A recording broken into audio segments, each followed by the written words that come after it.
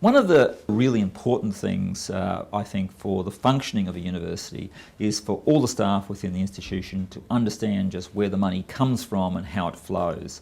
And so something we as an institution have been working on now for a couple of years is what I call transparent budgeting, so that people right through the organisation can understand how the money comes into the university and how it then is transferred to colleges and administrative areas right across the university.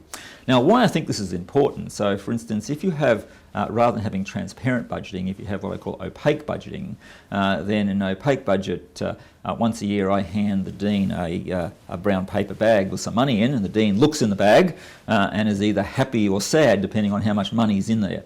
Now, other than being my best friend, there's no other way for the Dean to work out how they should get more money, because there are no drivers there. There's no performance measures, there's nothing which actually determines how the money flows. And so I think if you want to incentivise an institution and have people fully understand how the institution works, then transparent budgeting is really important. And I'm delighted that in 2013, I think for the first time, we've got a budget which is pretty much transparent. And I'd like to spend a little bit of time just to take people through that and try and explain how it works. So I do apologise for the fact that there's quite a lot of technical detail here. The first thing you've got to understand is just what the different sources of money are that actually come to the university, which we then distribute to colleges and administrative areas around the institution. The first one is what's called HECS or CGS funding, and this is the money which comes for each domestic undergraduate student. And in this pie chart, you can actually see that makes up something like about 23% of the university's budget. In addition to that, for international students, both undergraduate and postgraduate international students, they pay full fees. And in this case, it makes up about 20% of the budget. For domestic postgraduate students, they also pay fees. And for us, this is a relatively small amount, about $30 million, but about 6% of our total budget. In addition to those student-related incomes, there is then what we call research block grant money. So researchers win ARC and NHMRC grants, and that actually funds projects that they're involved in. But in addition to that, for every one of those grants, or indeed for every higher degree by research student the university has, we also receive some money from the Commonwealth. In fact, we receive a number of different schemes, but they're called research block grants. And I'll talk about those in a little bit of detail. But they make up about $80 million, or about 15% of the total university's budget. Now, if we were most other universities in Australia, that would be the entirety of the funding that we'd be dealing with. ANU, because of its national role and because of its research-intensive nature, has a separate line of funding from the Commonwealth Government, which is called the National Institutes Grant. And it's really, I think, what distinguishes ANU and makes it such a research-intensive university. And for us, that's about 36% of our total budget that we distribute to areas, and a critically important part of what drives ANU as a research-intensive organisation. So let's look at just how, in a completely transparent model, the university earns that money and then it passes that money on to colleges and indeed administrative areas of the institution to carry out their important roles. So if we look firstly at student revenue, and so the model we use, which is very similar to that used across most of Australia's universities, is simply that we, on a percentage basis, split the money between what stays centrally within the university to fund our administrative processes, our libraries, a lot of our facilities and services across the institution. As I say, it has to pay me as well, so not all of it. But in addition to that then, so that's the percentage that comes centrally to the university. There's a percentage then which goes to colleges across the institution. And this slide shows the percentage return to the colleges. So 60.5% in the case of undergraduate CGS and HEC students, 70% for postgraduate domestic students, and 54% for international students, whether they're undergraduate or postgraduate. Now, people can argue about the exact percentages, and we could talk about why they differ for each of those, and it's largely historical, I have to say. But what we try and do is pass on as much as that as we possibly can to colleges to provide them the incentives to be able to grow their education programs and improve the quality of those education programs as well. One of the other, as I mentioned, one of the other very important elements of the university's budget is this thing called the National Institutes Grant. And there's no actual formula by which the university receives this money. It's allocated to the institution as a one-line grant for us to allocate as we see fit. And so, as I said, historically, this money has really been what has underpinned the research quality of ANU. When I first came to ANU, a bit over 2 years ago, I was firmly of the view that we needed to start to put this onto some sort of a formula basis for the distribution. And although I still have some of those views, I've largely moved away from that way of thinking. And let me try and explain why. When you look at ANU, there are many, many things across the institution which we can point at and say these are truly world-class and excellent. Let me just pick out a couple which I think really stand out. So ANU has outstanding humanities. If you look at the world rankings, you see philosophy at number 6 in the world, history at number 7 in the world, and a range of other areas that are also ranked very highly. The reason that ANU has such strong humanities within the institution is because we've actually historically funded it out of that National Institutes grant. Similarly, if I look at the physical sciences at ANU, I can look at earth sciences, or I can look at physics, which again are ranked up there in the top 15 to 20 in the world. Astronomy, another example where we're ranked right up there near the top. Again, those areas have been ones which have been traditionally supported out of the National Institutes grant. I could name a number of other disciplines. The reality is that any formula which you might apply to try and determine where this money might flow will actually move money away from those areas to other parts of the university. Now, we might as an institution make a strategic decision to do that, but if you're going to move funds away from things which are clearly world-class strengths of the university, you'd want to do that very deliberately.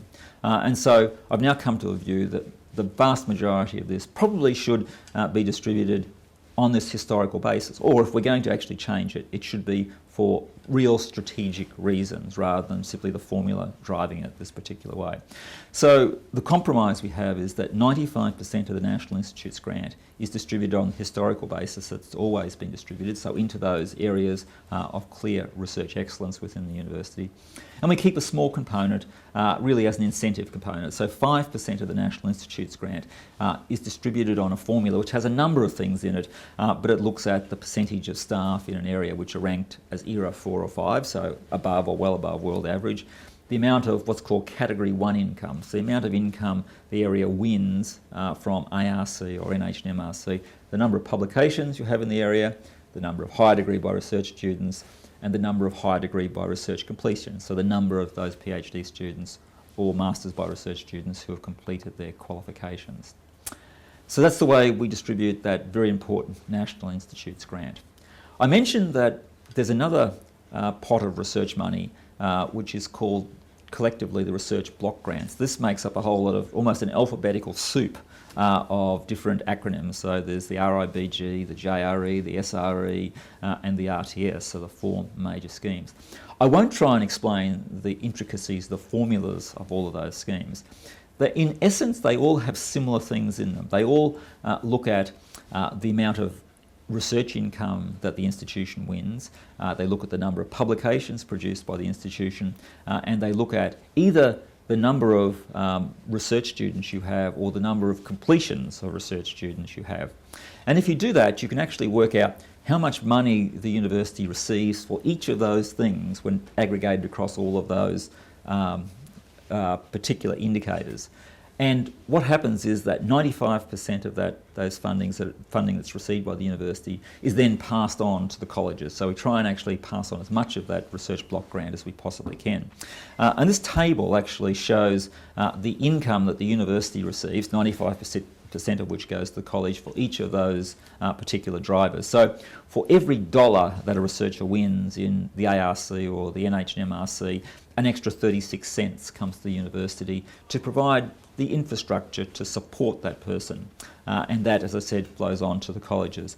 For every dollar of research income in what's called Category 2, 3 and 4, and so that's Category 2 is what's called other government income, so things from either Commonwealth, state or territory governments, but not national competitive schemes. Category 3 is industry-based income. Category 4 cooperative research centres. So any of those, 2, 3 or 4, we receive 16 cents extra for every dollar won by the researcher. So not as high a return as you get for Category 1 income.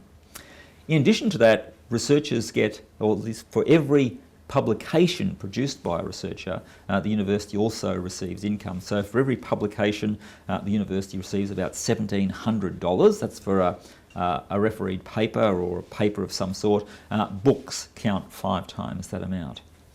We also then receive income for both the number of higher degree by research students we have enrolled and also the number who complete each year. So for higher degree by research students enrolled within the university in what's called a high cost discipline, so science or engineering as an example, we receive $6,600 for each of those students. In a low cost discipline, so humanities and social sciences, we receive $2,800 per student. So either $6,000 or $2,000 doesn't sound like a lot to educate a student, and it's not. Because most of the money actually comes when the student completes their qualification. So in the case of a completion for a PhD student in a high-cost discipline, the university receives $76,000. For a master's student in a high-cost discipline, we receive half that, $38,000.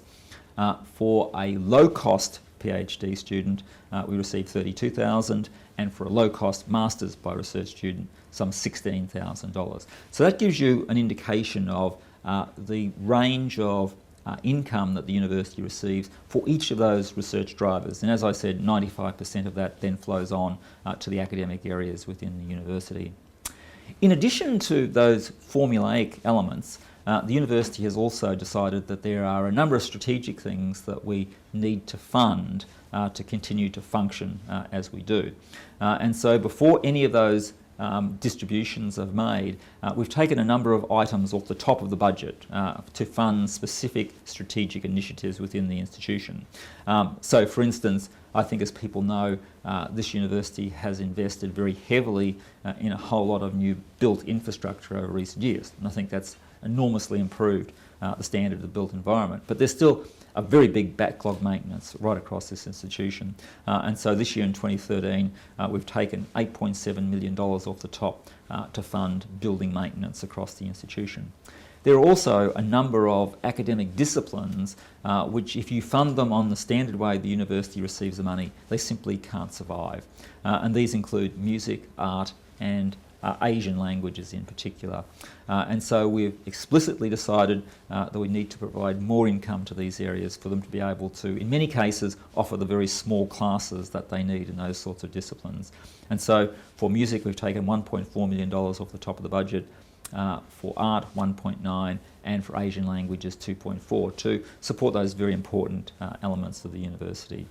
We've also in 2013 decided to put aside just over $2 million of additional money to support the library besides their normal vote, and because I think it's very important over the next few years to invest in improving our IT infrastructure this year, and I expect for the next couple of years, we'll be taking an amount of about $5 million from the budget to explicitly invest in our IT infrastructure right across the institution.